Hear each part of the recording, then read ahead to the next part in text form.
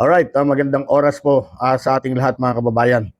Alam nyo, itong nangyari ngayon, ewan ko, parang talagang itong si Cayetano po ay sumuko na. Oo, nag-give up na, eka nga. Nagpahayag na po ng pagsuko itong si Alan Peter Cayetano matapos nga pong magkaroon ng quorum na 13. Ano po, diyan po sa ginawang special session diyan sa Senado. Pero para sa akin, mga kababayan, matagal na siyang napatalsik diyan sa pwesto bilang presidente po ng Senado eh. Di ba? Talaga lang ayaw bumitaw itong si Cayetano eh, ano. At ganyan din ang ginawa niya noong nandun pa siya sa lower house bilang isang kongresista. Alam naman niya yan sa sarili niya eh, natanggal na po siya. Oo, alam niya yan. Ayaw lang talagang tanggapin eh.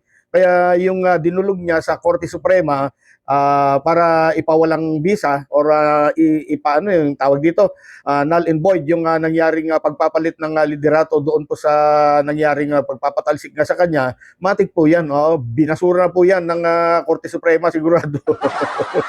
So ngayon, baka tapos na rin ang online selling nitong si Senator Alan Peter Cayetano. Ano? Alam naman natin lahat, dalawa na po ang nag-alsa laban po kay Senator Cayetano. Ano? Dalawa na po ang nag-alsa laban po sa minority na hinahawakan nga ni Cayetano. Nauna na dito si Escudero. At ito nga, sumunod po itong si Villanueva. At sigurado, meron pang mga susunod dyan. Kasi malakas ang bulong-bulungan eh. May dalawa pa daw susunod. Para sa akin sana sumunod na lahat eh. Kaya lang mahirap pasunurin yung mga yung mga Duterte senators.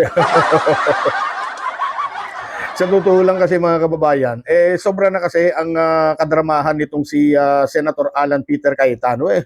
Akala niya kasi lahat ng kanyang mga kasama sa minority ay mapapaniwala niya eh. Kaya ayan, iniwan na siya ng dalawa. Kaya itong ginawa po ni Senator Escudero at Villanueva, tama lang po yan. Dahil yan naman ang sinumpahan nila sa batas eh. Sa bayan, sa taong bayan, na kayo, na sila ay magtatrabaho para sa inyong mga kababayan, nagtiwala sa inyo ang inyong mga kababayan, kaya dapat bigyan niyo po sila ng magandang serbisyo. Kaya nangyari lang naman yung ganyang gusot sa Senado dahil po sobrang madikit o kaya sobrang mahigpit po ang kapit nito si Senator Alan Pero yun, wala na siyang nagawa dahil nga po diyan sa nangyaring special session na pinatawag po ng Pangulo. Tapos ngayon kunyari tinanggap na niya. Kunyari lang yata yan. Hindi ako naniniwala. Talagang yan. Matigas yan eh. Kunyari tinanggap lang niya yan. Pero ang totoo niya, masama sa loob niya yan.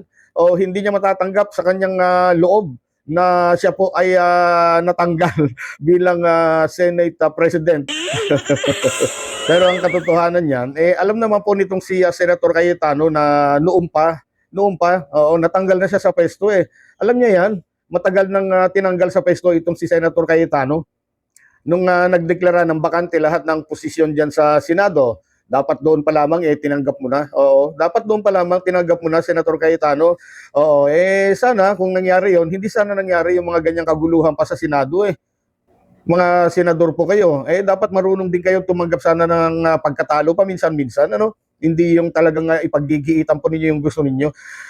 Sana totoo yan Sana totoo na tinanggap na po ni Senator Cayetano. Sana buong pusong tinanggap niya yung kanyang pagkawala po bilang presidente ng Senado. Akala siguro kasi nitong si Senator Cayetano, kayang-kaya niyang diktahan ang lahat ng mga kasama niya dyan. At yan ay isa sa mga pinakamalaking pagkakamali niya. Itong mga DDS senators, maaari pa. Alam naman nating lahat mga kababayan, dahil sa kanilang hangarin na harangin ang impeachment ni Sara Duterte. At kung maaari, mapatalsik si PBBM, yan po ang gusto nilang mangyari. Kung inyo pong mapapansin mga kababayan, hinihingi po nitong si Cayetano yung leadership po ng Blue Ribbon Committee. Di ba? Ano yun? Special request? Talagang may special request pa siguro para may pagpatuloy nila yung kanilang mga kasinungalingan. Kasinungalingan itong mga witnesses nila. Itong mga kargador, kung tawagin po ni Senator Tulfo. Kayo mga kababayan, naniniwala pa ba kayo dito sa mga yan? Kung saan tila mas kabisado pa nga ni kung papansinin po ninyo yung mga nangyaring kagaya ng press con nila kahapon kung papansinin po ninyo parang mas kabisado pa ni Baligod at saka ni pangalan nito si Defensor. Mas kabisado nila yung tono at linyahan yung mga letra ng kanta, yung kanta nitong 18 kargador. Oo. Oo, pinapakanta kasi nila itong mga kargadores. Pero tila sila po yung mas nakakaalam po eh. Mas kabisado nila yung mga linyahan eh. Di ba ba? Tapos sisigaw-sigaw sila ng katotohanan. Hindi daw sila hihinto para ilabas ang katotohanan. Pwede bang maglabas kayo ng katotohanan? Lalong-lalo na po yung mga ganyang klase ng usapin. Ano po? Wala pong nangyaring oath-taking. Di ba? Oh, pinasumpa ba itong mga ito, yung mga kargadores nila? Hindi naman po Hindi ko nakita na sumumpa. Ewan ko lamang po kung nakita po ninyo na ano sila ng oath. Ano? Paki-check na lamang, i-correct niyo na lang po ako kung mali po ako. Pero ang nakita ko kasi wala po ako nakita na na may nanumpa eh. Yung bang itataas mo yung kanang kamay mo, di ba? Tapos sasabihin sa'yo, do you swear to tell the truth, and nothing but the whole truth? Di ba? Ganun yun. Isa pa pong punto dito, hindi naman po official. Oo, hindi naman po official yung pagpupulong na yan dahil sa labas po ng Senado ginawa eh. Yung kanilang press con. Samantalang inimbitahan na nga sila sa Blue Ribbon Committee nung nakaraan, di po ba? Inimbitahan po yan ni Senator Tulfo pero ayaw naman nila. Baka baka takot mabisto eh. Oo, takot mabisto ang kanilang mga kasinungalingan at isa pa, takot din daw yata silang makontempt. At ngayon, itong si Marcoleta, hindi na natin maintindihan. Hindi na natin alam kung ito ba'y nagpapatawa para o kaya nagmamakaawa o kaya humihingi ng ayuda, humihingi ng simpatsya. Dahil po ang sabi po kasi nitong si Marcoleta, ito babasahin natin nga pala. May sinabi siya dito na hindi ko maintindihan kung ito po ay nagpapatawa o kaya humihingi ng ito pong sabi ni Marcoleta, Huwag po kayo mag-alala.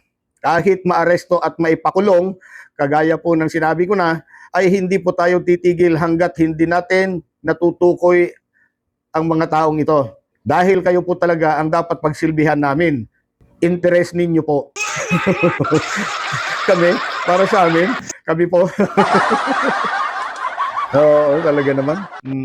Takot na yata ito talaga, no? Takot na, parang nagpapaalam na nga. Oo, takot makulong ito.